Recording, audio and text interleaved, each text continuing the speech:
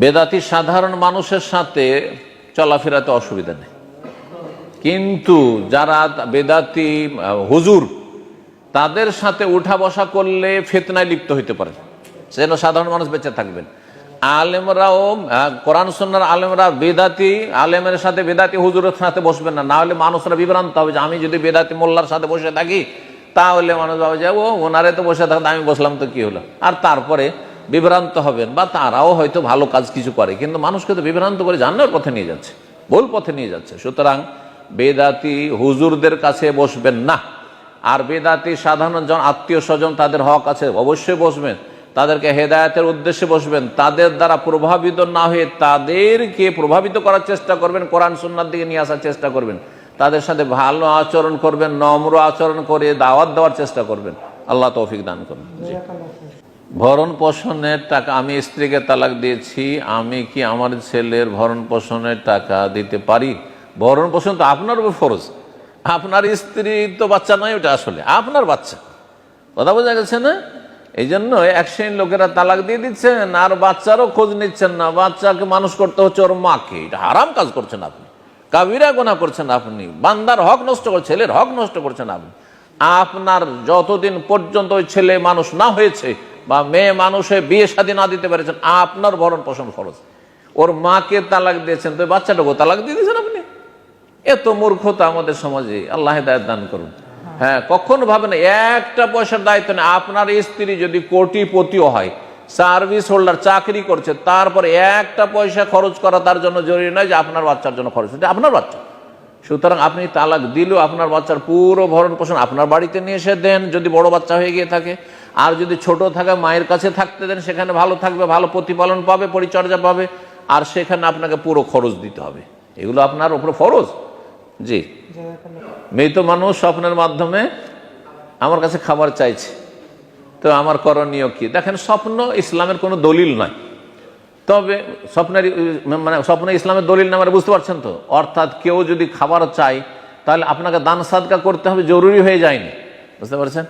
কিন্তু কেউ যদি দেখা যায় যে আমি স্বপ্নে দেখলাম তাকে খুব ভালো অবস্থায় দেখলাম না, হ্যাঁ বস্ত্রহীন অবস্থায় দেখছি, অথবা খুব মানে অশান্তিতে দেখছি, যেন খুব খারাপ অবস্থায় দেখছি, ধুলোধূসরিত দেখছি, অথবা দেখছি যে আমার কাছে খাবার চাইছে, তাহলে ওলামারা বলেছেন যে আপনি দান সাদকা করুন, যাতে ওর জন্য, যাতে করে সে যদি কোনো কবরে আযাবে থাকে অথবা কষ্টে থাকে তো দূর হয়ে যায়। কিন্তু এখান থেকে ভাববেন না যে খাবার চাইছে মানে তার আমলে কমতি আছে, সুতরাং সে গুনাহগার হয়তো। কারণ অনেকে নেগেটিভ ভেবে আপনি তার উপরে একটা অপবাদ দিচ্ছেন, হয়তো আপনি এই অপবাদ দেওয়ার কোনো অধিকার নেই। যে আপনি কাউকে আপনি একটু খারাপ অবস্থা দেখলেন, মরা মানুষকে, সেই জন্য আপনি নেগেটিভ ভাবলেন যে পাপ আছে মনে হয়, তাহলে আপনি একটা খারাপ ধারণা করলেন আপনি একটা মুসলিম ভাই সম্পর্কে। জায়েজ নয়, মোটেই জায়েজ নয়। কিন্তু আপনি দান সাদকা করতে পারেন, স্বপ্নে দেখেছেন দান সাদকা করেন, কিন্তু এটা শরীয়ত নয়। জি, বলছেন যে আমার আব্বা 2-3 বছর আগে মারা গেছে, প্রতিদিন আমি 2 রাকাত নামাজ পড়ি তার জন্য, মানে তার নেকির জন্য, আল্লাহর জন্য, আল্লাহ সন্তুষ্টির জন্য, কিন্তু তাকে নেকি পৌঁছানোর জন্য এই 2 রাকাতের সওয়াব যেন সে পায়। আর সেজদাতে রব্বির রহমহুমা পড়ি, এটা বিদআত, হারাম কাজ করছেন আপনি, না জায়েজ কাজ করছেন, গুনার কাজ করছেন। নামাজ পড়বেন আল্লাহ সন্তুষ্টির জন্য। নামাজ শারীরিক ইবাদত, একটু আগে বললাম, শারীরিক ইবাদত দিয়ে নেকি কাউকে দেওয়া যায় না। রোজা রাখবার বললে আল্লাহ এই রোজাটা অমুককে দিয়ে দাও, অমুক মারা গেছে, আমার দাদিকে দিয়ে দাও, দাদাকে দিয়ে দাও। নামাজ পড়লাম 2 রাকাত, আল্লাহ এটা আমার বাবাকে দিয়ে দাও, এটা জায়েজ নয়, এটা বিদআত, কোনো প্রমাণ নেই। বরং হাদিস রয়েছে, মর্মে হাদিসটা শুন, লা ইউসাল্লি আহাদুন আন আহাদিন, কেউ কারো পক্ষ থেকে নামাজ পড়তে পারে না। ওয়ালা ইয়াসুমু আহাদুন আন আহাদিন, কেউ কারো পক্ষ থেকে রোজা রাখতে পারে, সিয়াম পালন করতে পারে না। সুতরাং এই নামাজ রোজা আমি আপনার পক্ষ থেকে করলাম অথবা কোনো মৃত ব্যক্তির পক্ষ থেকে করলাম, আর এইটা নেকিটা আপনাকে বক্সে দিলাম, মানে দান করে দিলাম, এটা জায়েজ না। তাহলে কি করতে হবে? দান সাদকা করেন, আর না হলে আবার বলছি যে দোয়া করেন, হজ উমরা করেন। জি, জনকল্যাণমূলক কাজ করেন। বারাকাল্লাহু ফিক। না, পীরতন্ত্র সবটাই বেদাত, সুতরাং হক্কানি পীর নেই। যত পীর আছে সবাই হয় বেদাতি, আর না বড় শিরকি আকীদার, কমপক্ষে বেদাতি।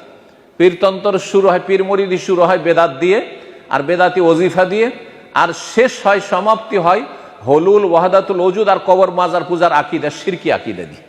বোঝা গেছে তো? যারা ইসলামকে ধ্বংস করতে চান তারা পীরতন্ত্রে জড়াবেন, এই পীর মুরিদিতে জড়াবেন। আর যারা ইসলামকে রক্ষা করতে চান তারা পীর মুরিদ থেকে বেরিয়ে আসবেন। আল্লাহ তৌফিক দান করেন। স্পষ্ট ভাষায় বলছি, যেহেতু আমি আপনাদের হিতাকাঙ্ক্ষী সেজন্য বলছি। এইটাই আমি দিন বুঝেছি।